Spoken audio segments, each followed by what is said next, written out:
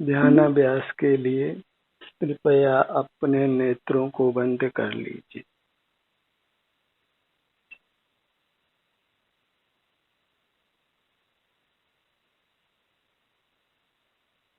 ध्यानाभ्यास उत्तम और अविनाशी सुख पाने का प्रयास है। अन्य किसी प्रकार से उत्तम और अविनाशी सुख को प्राप्त नहीं किया जा सकता।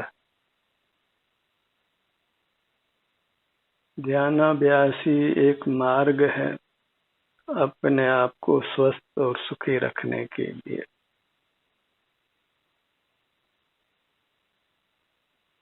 इसमें हम अपना ही ध्यान करते हैं।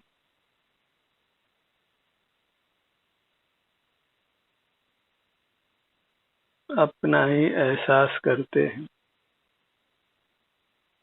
जो इस मूर्त शरीर में हमारा अमूर्त शरीर है, चेतन गात्र है, वह सुख स्वभावी होने से सुख ही है।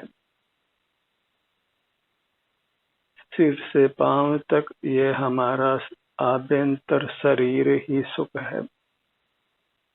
इसके अतिरिक्त और कुछ भी सुख नहीं है। और सुख की कामना है तो हमें अपने शरीर का ही ग्रहण करना होगा।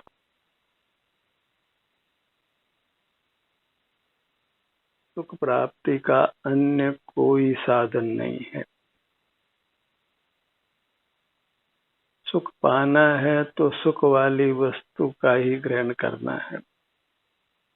अन्य वस्तु के ग्रहण करने से सुख की प्राप्ति नहीं हो सकती है।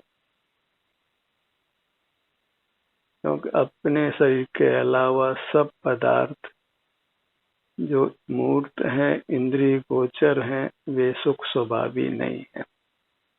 अन्य जीव हमारे ज्ञान के विषय नहीं बनते हैं अमूर्त होने से, और उनके सुख का हम अनुभव भी नहीं कर सकते।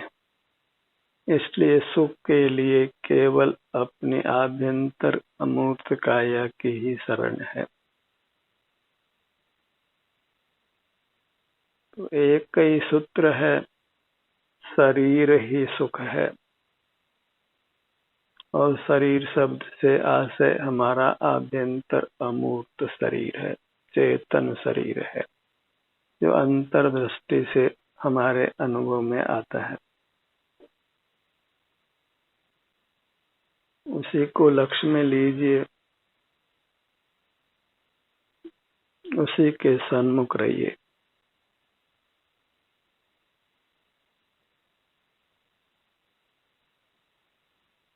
एकदम सीधा सरल उपाय है सुख पाने का। जैसे मिठास चाहिए, मुंह मीठा चाहिए तो मीठी वस्तु का सेवन करना होगा।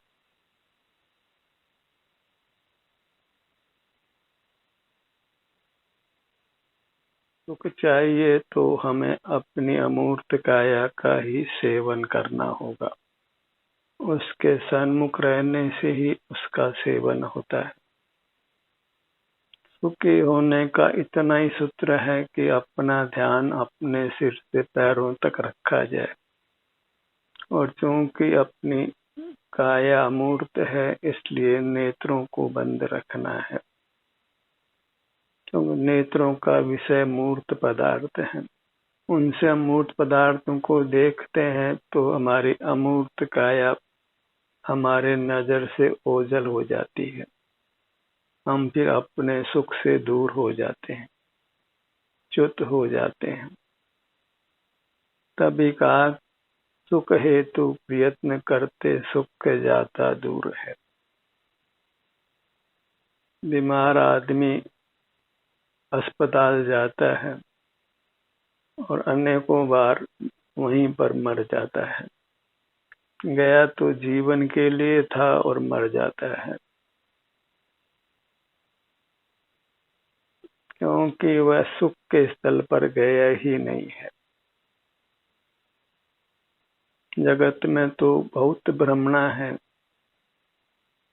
पर पदार्थों से ही सुखी होना मानते हैं, उस भ्रम का निवारण करना है। क्योंकि किसी भी पर पदार्थ जो इंद्रिय गोचर है उसका अनुसंधान करके देखिए, क्या उसको कहीं सुख दुख होता है? मूर्त पदार्थ कभी सुखी दुखी नहीं होते हैं, क्योंकि सुख उनका स्वभाव नहीं है। उनसे हम रंग जान सकते हैं, उनका गंध जान सकते हैं, रस जान सकते हैं, स्पर्श जान सकते हैं। सुख नहीं है तो उनसे सुख नहीं पा सकते।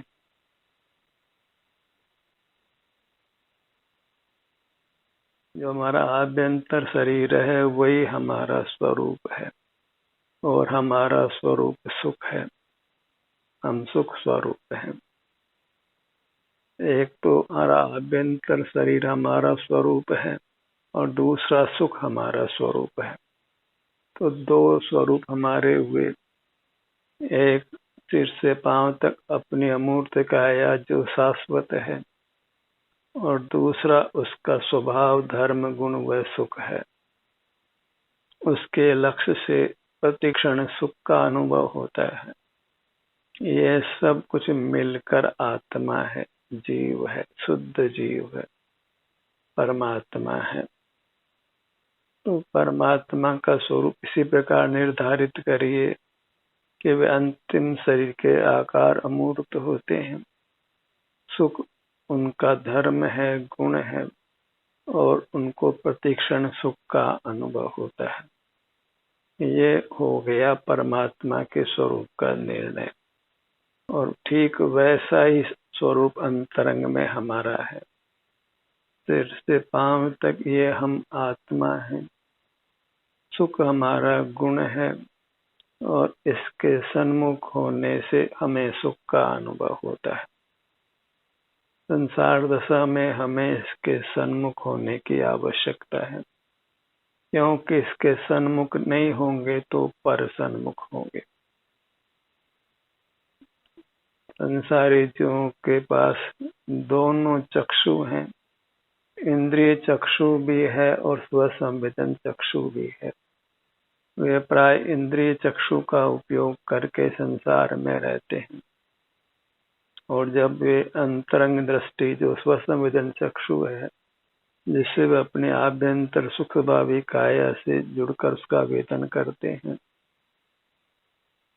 तो उस स्वसंवेदन चक्षु से वे मोक्ष मार्ग रूप होकर मोक्ष को पा लेते हैं।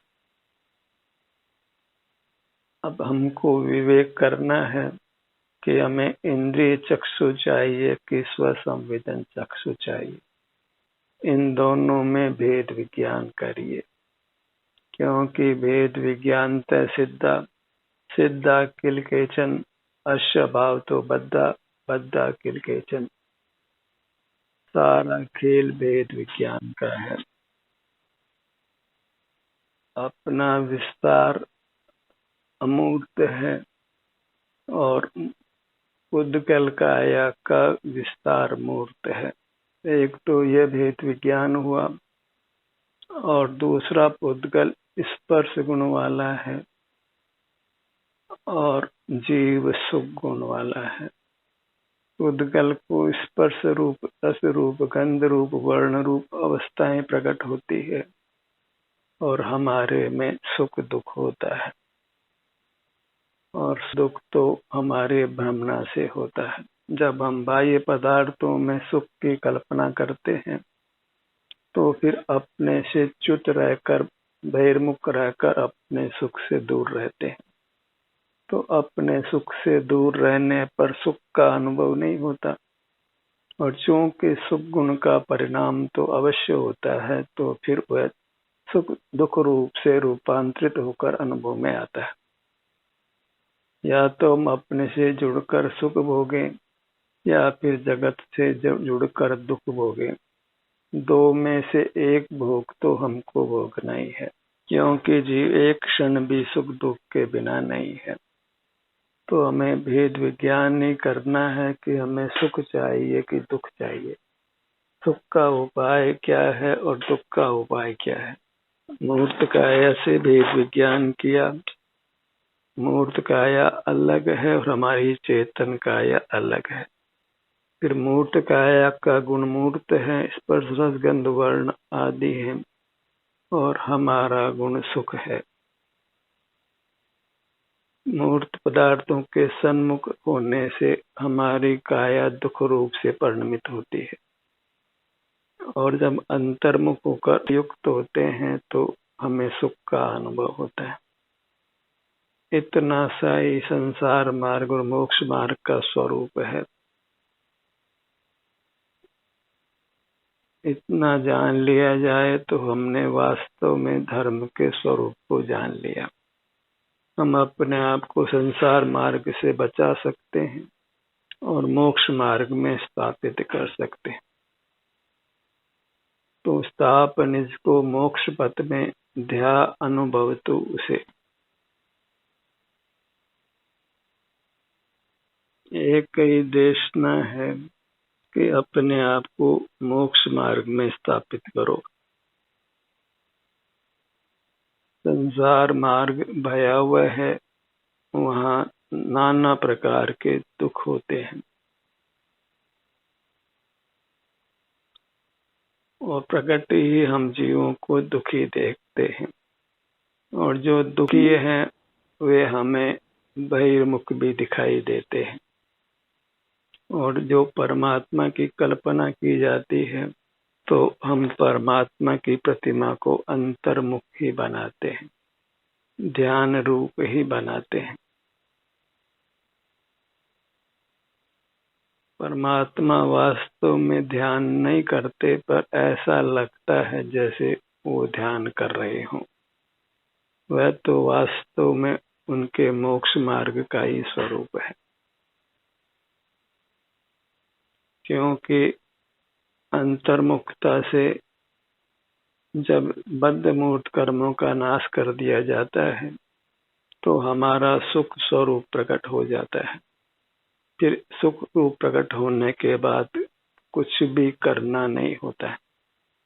वर्ण शुद्ध हो जाने के बाद उसको कोई तपाता नहीं है। सभी धातुओं का ये स्वरूप है कि उनकी शुद्धता प्रकट होने के बाद उनकी शुद्धता का कार्य बंद कर दिया जाता है। ऐसे ही स्वानुभव कब तक करना है? जब तक सुख प्रकट नहीं हो जाए, उसके बाद स्वतः ही सुख का अनुभव होता है। ये कैसी उत्तम स्थिति है। लोक में तो पढ़ाई करने के बाद भी कमाने के लिए काम और करना पड़ता है। पढ़ाई कर लेने मात्र से ही आजीविका नहीं हो जाती।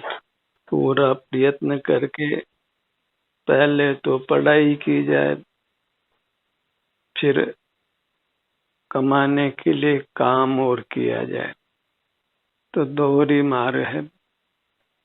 अध्ययन के दौरान भी कष्ट है और कमाई के दौरान भी कष्ट है, और फिर जड़ पदार्थों के भोग के समय कौन सा सुख मिल जाता है? वहाँ भी वास्तव में कष्ट ही है, क्योंकि तीनों स्थितियों में हम अपने सन्मुख तो हुए ही नहीं है। किसी भी संसारी जीव को आप कुरी देंगे तो वह अपने दुख की गाथा कहने लगेगा, कहीं न कहीं उसको दुख है। पर जो जीव अंतर्मुख हो गए हैं, अपने सुख से युक्त हो गए हैं, फिर उनके पास दुख की गाथा नहीं है, सुख की गाथा है। काम भोग बंद की कथा ही दुख रूप है। काम भोग अर्थात मूर्त पदार्थों के स्पर्श रस गंध वर्ण और शब्द को भोगना, 5 इंद्रिय के विषयों को भोगना, वही काम भोग है, और उससे जीव का बंधन होता है। इसके विरुद्ध जब जीव अपने स्वसंवेदन चक्षु को काम में लेता है, अपने सन्मुख होता है, अपने सन्मुख रहता है, तो उत्तम सुख को पाकर परमात्मा हो जाता है।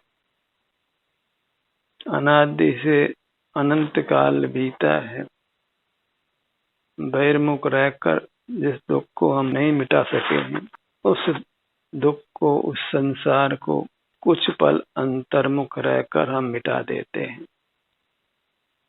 लोहे की गोदाम को भरने में कितना ही समय लगे, पर उसको अग्नि देने पर कुछ क्षणों में ही सारा कपास जल जाता है। ठीक ऐसी स्थिति है। अनादि से ही परंपरा से कर्मों को बांधते भोगते जब जीव अपने सन्मुख होता है तो संचित सब कर्मों को अल्पकाल में, जिसको हम क्षण मात्र ही कहेंगे अनंत के आगे, उसमें उस कर्म के संचय को वह नष्ट कर देता है। ध्यान की ऐसी कोई अपरंपार महिमा है और वास्तव में वह युक्ति संगत है। हमारी काया सुख स्वभावी है तो उससे युक्त होंगे तो सुख होगा ही। मिश्री को मुंह में रखेंगे तो मुंह मीठा होगा ही। इसमें कौन सा न्याय चाहिए? जैसी वस्तु का सेवन वैसा फल प्राप्त होता है। सुख स्वभाव से रहित वस्तुओं का सेवन करेंगे तो सुख से रहित रहेंगे और सुख स्वभाव अपनी अमूर्त काया का सेवन करेंगे तो निश्चित हम सुखी हो जाएंगे। और सुखी होना ही परमात्मा होना है, क्योंकि परमात्मा सुखी होते हैं। जो पूर्ण सुख को प्राप्त हो चुके हैं वे ही परमात्मा हैं, अन्य कोई परमात्मा नहीं है। जो जगत से अति दूर वर्तते हैं, जगत को अपने ज्ञान का विषय नहीं बनाते हैं, क्योंकि वे जितेंद्रिय हुए हैं। अब जगत से उनका कुछ भी लेना देना नहीं है, न ऊदों का लेना न मादों का देना, सदा सुखी रहना। जब हम भाई जगत के साथ व्यवहार नहीं करते तो फिर सदा सुखी रहते हैं। वही परमात्मा का स्वरूप है, जहाँ किसी भी पर पदार्थ के साथ किंचित भी व्यवहार नहीं है, अपने में ही मगन होकर परमात्मा पद को पा लेते हैं।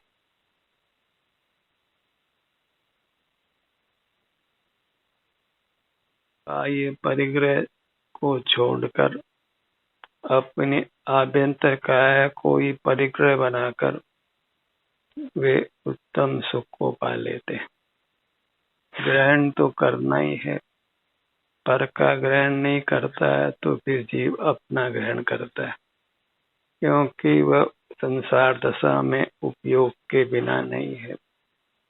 चक्षु वाला है, वह इंद्रिय चक्षु और स्वसंवेदन चक्षु वाला है, इसमें एक चक्षु को बंद करना है और एक चक्षु को खोलना है। इसी का नाम विवेक करना है, डिस्क्रिमिनेट करना है, भेद विज्ञान करना है। इंद्रिय चक्षु और स्वसंवेदन चक्षु में ही भेद विज्ञान करके इंद्रिय चक्षु को उपयोग में नहीं लेना है और स्वसंवेदन चक्षु को ही उपयोग में लेते हुए रहना है। अपने ध्यान को अपने दोनों नेत्रों के भाग पर लाइए।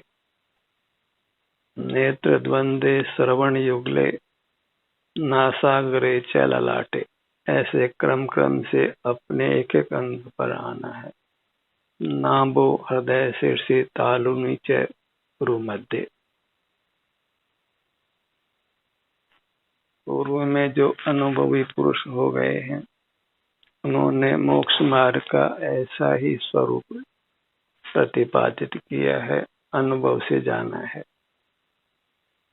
दोनों नेत्र, दोनों कान, नासिका, ललाट, नाभि, हृदय, तालु, भ्रूमध्य, मुख, ऐसे हम नाना अंगों वाले हैं।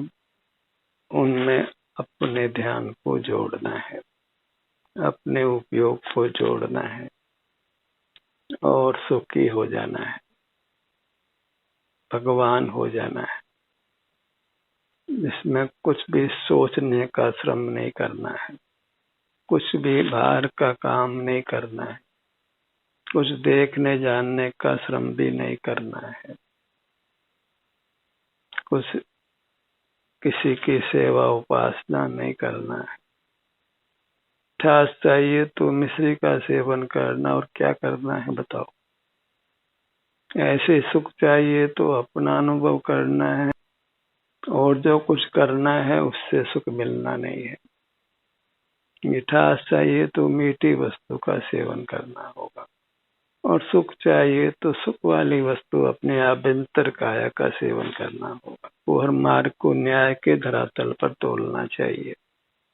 युक्ति के बल से, अनुभव के बल से मोक्ष मार्ग मिलता है। कोई ब्लाइंड फेथ से, अंधविश्वास से मोक्ष मार्ग नहीं बनता है। लोक में तो सब कामों का हम थियोरेटिकल पक्ष और प्रैक्टिकल पक्ष दोनों देखते हैं। उसके बिना लौकिक कार्यों में भी हम सफल नहीं होते। केवल थियरी के बल से भी मार्ग नहीं बनता है, और केवल प्रैक्टिकल से भी मार्ग नहीं बनता है। ये तो लौकिक व्यवस्था है।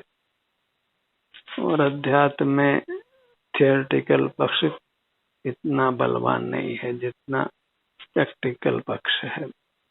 क्योंकि प्रैक्टिकल पक्ष में जब उतरते हैं तो हमारा थियोरेटिकल ज्ञान, सैद्धांतिक ज्ञान, धर्म संबंधी स्वमेव ठीक हो जाता है।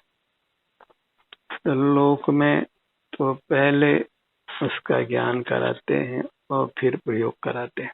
हालांकि प्रयोग कराने में भी ज्ञान हो ही जाता है। माता अपनी पुत्री को किचन में खड़ा कर देती है, पहले कोई किताब नहीं पढ़ाती है, सीधे उसको प्रयोग पर उतार देती है। ऐसे ही जो चतुर गुरु होते हैं वह सीधे जीव को अंतर्दृष्टि रूप कर देते हैं, उसको अपने आभ्यंतर काया के सन्मुख कर देते हैं। उसको कोई किताब नहीं पढ़ाते। लोक में क्रियाकांड की बहुत बहुलता है। पूजा पाठ, स्वाध्याय और नाना दान आदि नाना आरंभ कराए जाते हैं। सब बहिर्मुखता के अनुष्ठानों को करता हुआ ही जीव अपने को धर्मात्मा मान लेता है, और मूल धर्म तो गायब हो जाता है। मूल मार्ग सामलो रे कर वृत्ति आत्म सन्मुख। अपने सन्मुख हुए बिना तो न हम इंद्रिय ज्ञान पर विजय पा सकते हैं, न किसी कसाय पर ही विजय पा सकते हैं। का निरोध हम कर ही नहीं सकते। अपने सन्मुख होते हैं तो सकल दोषों का निवारण हो जाता है। अपने ध्यान को अपने सिर के भाग पर लाइए, और सिर के भाग पर लाना माने सुख के सन्मुख होना, सुखी होना, परमात्मा होना। अब मिश्री के किसी भी भाग से जीभ लगाइए, मिश्री बड़ी सारी हो, मान लो हमारे सड्डी के आकार हो, तो फिर ऐसी पूरी मिश्री को तो हम निगल नहीं सकते, इतनी बड़ी 5-6 फीट की। पर उसके किसी भी स्थान पर हम जीभ लगाकर मुंह मीठा कर सकते हैं। फिर किसी भी भाग के आप मुंह लगाइए, आपका मुंह मीठा होने वाला। तो अपनी अमूर्त काया जो 5-6 फीट की है, उसे किसी भी भाग में अपने उपयोग को लाइए, ध्यान को लाइए, तो स्वतः ही हमें सुख का आस्वादन होता है। अपने ध्यान को अपने सीने के मध्य में हृदय स्थान पर लाइए।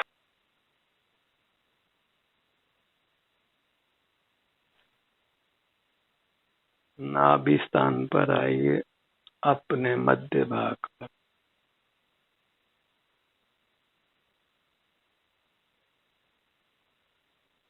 शरीर की काफी कुछ व्यवस्थाएं यहाँ से नियंत्रित होती है। नाभि इम्बैलेंस हो जाए तो शरीर में नाना प्रकार का उत्पात हो जाता है। पर यहीं पर अपने ध्यान को रोकते हैं तो फिर किंचित भी उत्पात नहीं होता। सब रोगों से, दुखों से, सबसे मुक्ति होती है। और थोड़े काल के लिए नहीं, हमेशा हमेशा के लिए मुक्ति होती। अपनी पूरी मुद्रा को लक्ष्य में लीजिए। यही आपके लिए परमात्मा की मुद्रा है और यही आनंद है, यही सुख का सागर है, सुख का पूर है। ऐसे ही अपनी चेतन काया के पास रहिए। आओ चेतन निज में आओ, अंतरात्मा बुला रही है, वही निवास करिए, आनंद से रहिए। ध्यान का ये सत्र यहीं समाप्त होता है। आपकी सहभागिता के लिए धन्यवाद।